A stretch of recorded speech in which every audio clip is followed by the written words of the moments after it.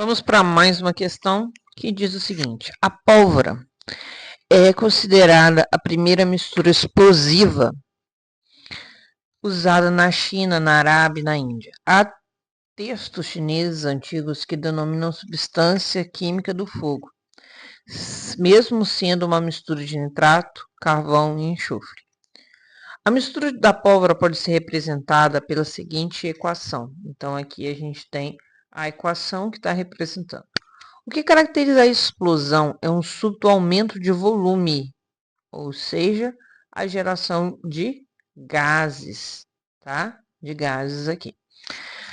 Com grande liberação de energia. Na CNTP, 520 gramas de pólvora produzem por explosão. Bom, então, o que a gente tem que entender aqui é que a pólvora ela é composta de nitrato de potássio, carvão e enxofre. Ou seja, inicialmente a pólvora ela é composta por essas três substâncias que reagem e formam algumas substâncias gasosas, outras sólidas, né?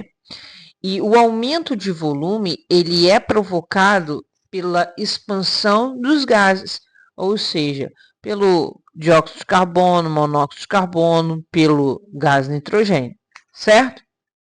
Então, a primeira coisa que a gente tem que ter em mente é que a pólvora ela vai provocar essa formação de gases e esse aumento do volume. Então, a gente tem que relacionar ali, primeiramente, a quantidade de substâncias, né, que a gente tem. Então, se eu calculo, por exemplo, né, como aqui está envolvendo massa da pólvora, se eu calculo a massa molecular do nitrato de potássio, eu vou achar um valor de 101 grama por mol. Grama por mol.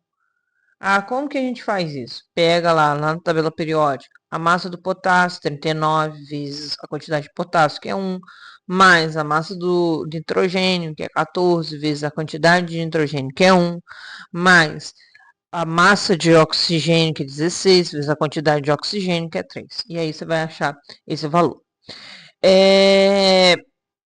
O carbono, a gente tem uma massa de 12 gramas para cada mol.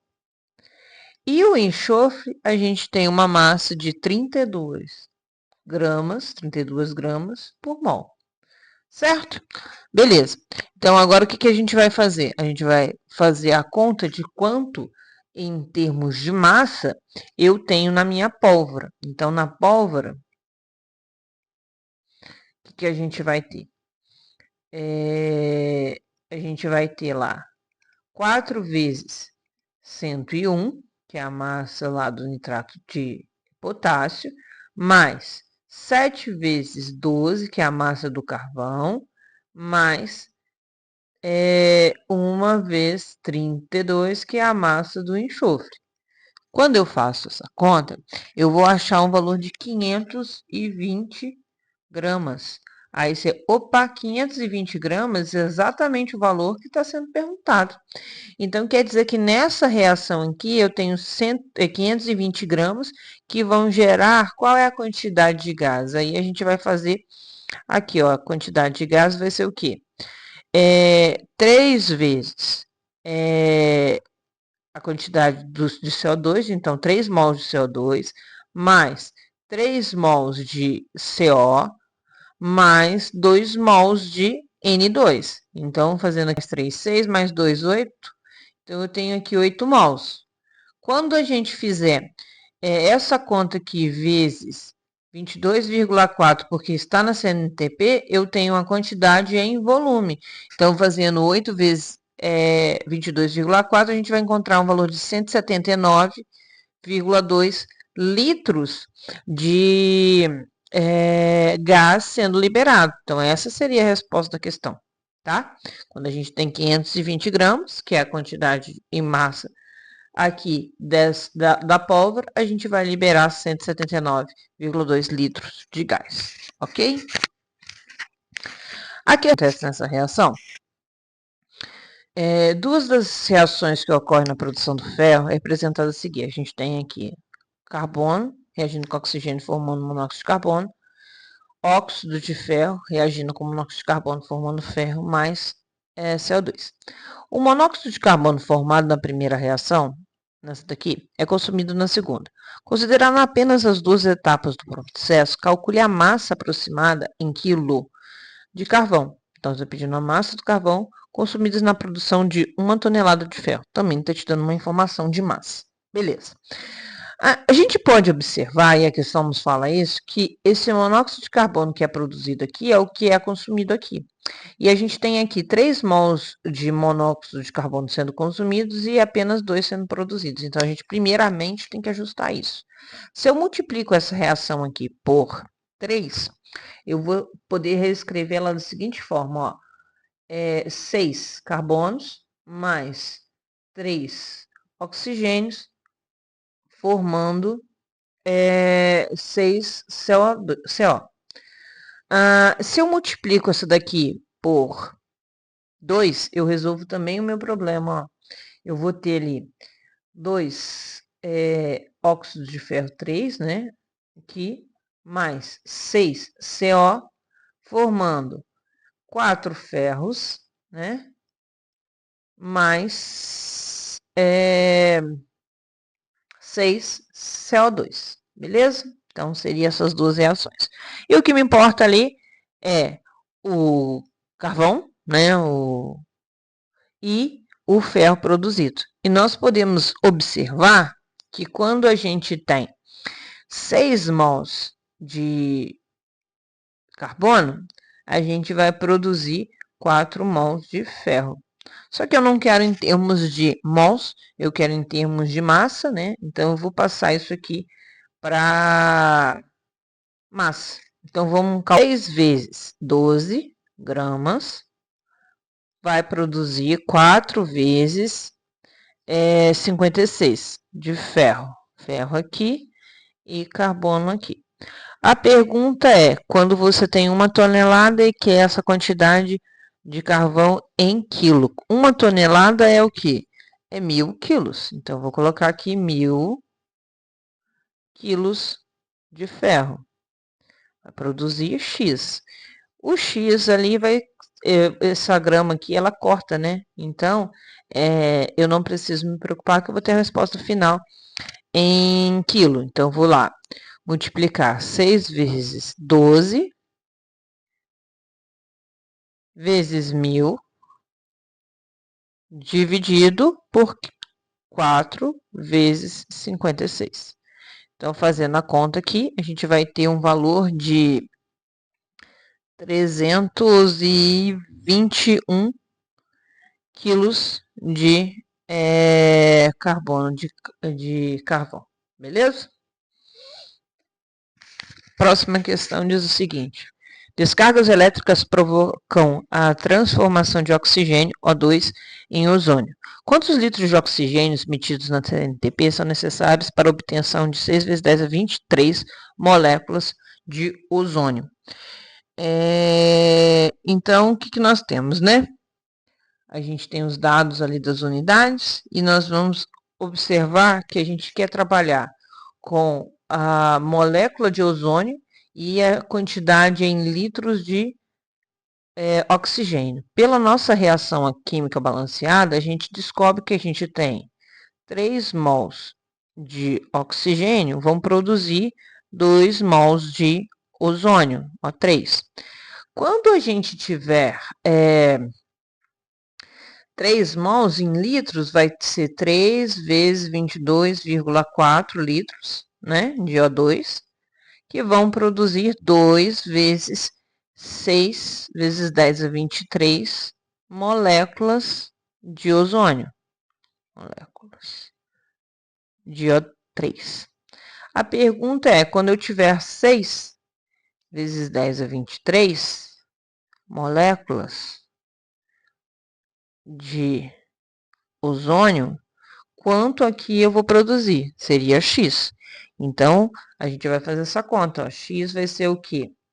3 vezes 22,4 vezes 6 vezes 10 a 23, que divide 2 vezes 6 vezes 10 a 23. Fazendo essa continha aqui, a gente vai ter um valor de x igual a 33,6 litros de O2, certo? Questão de número 14 diz o seguinte: um bom método para obtenção para preparo controlado de oxigênio muito puro é a decomposição térmica do permanganato de potássio sob o vácuo. Essa reação pode ser representada pela equação. Aí está dada a equação. Com relação à decomposição completa de 2 mols de permanganato de potássio, é incorreto afirmar que... Bom, o que a gente observa ali na reação, né? Que para cada 2 mols de permanganato, a gente vai, que é o que está descrito aqui na reação, a gente vai produzir as quantidades que estão aqui, estequiometricamente falando, tanto de potássio quanto de manganês e assim sucessivamente. Então, como a questão ela fala muito em quantidade, produzindo, por exemplo, a quantidade de oxigênio produzirá é 1 mol, isso aqui está verdadeiro, né? A 15, a D, a quantidade em mol de cada um dos produtos são iguais, né? Então, o que a gente tem ali está correto. A gente vai ter que verificar aqui questões de massa. Tanto a massa do permanganato que a gente pode pensar, como a massa total dos sólidos.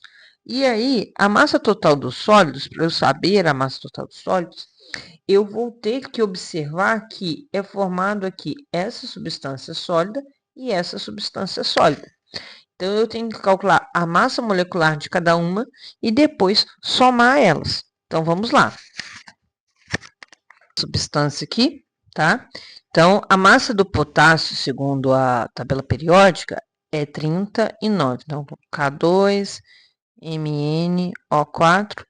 Então, 2 vezes 39. Mais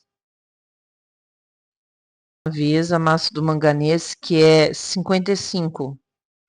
Mais a massa do oxigênio, 4 vezes a massa do oxigênio, que é 16. Fazendo essa conta aqui, a gente vai encontrar um valor de 197 gramas. Vou fazer a mesma coisa aqui para o óxido de manganês, né? A massa do óxido de manganês do MnO2 vai ser o quê? 2 vezes 55 mais 2 vezes 16. Fazendo essa conta aqui, a gente vai ter um valor de 87 gramas, certo?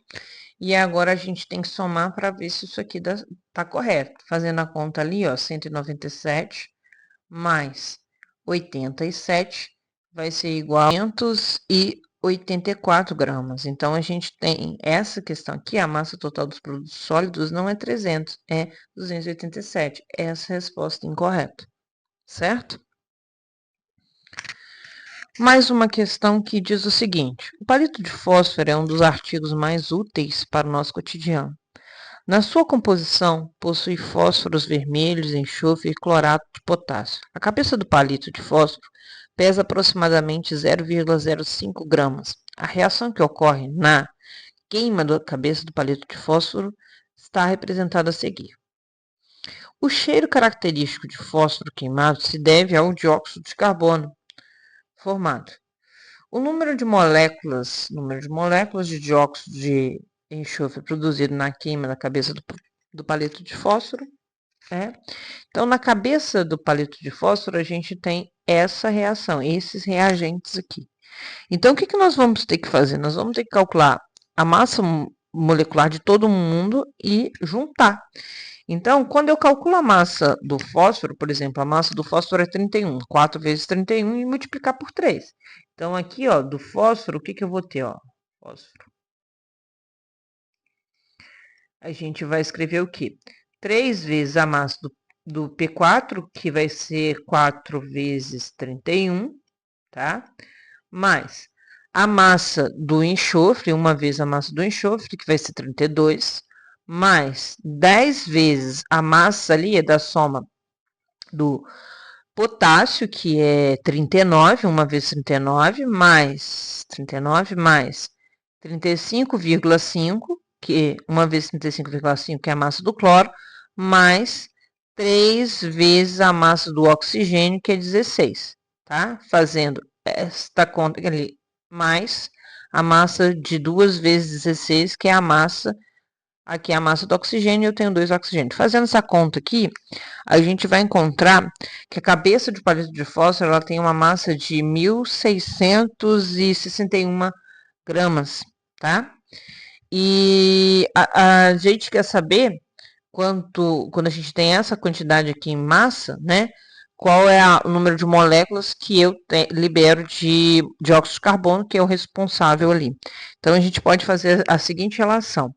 Quando eu tenho 1.661 gramas de fósforo ali, eu vou produzir 1 mol aqui de SO2. Então, vai ser 6 vezes 10 a 23 moléculas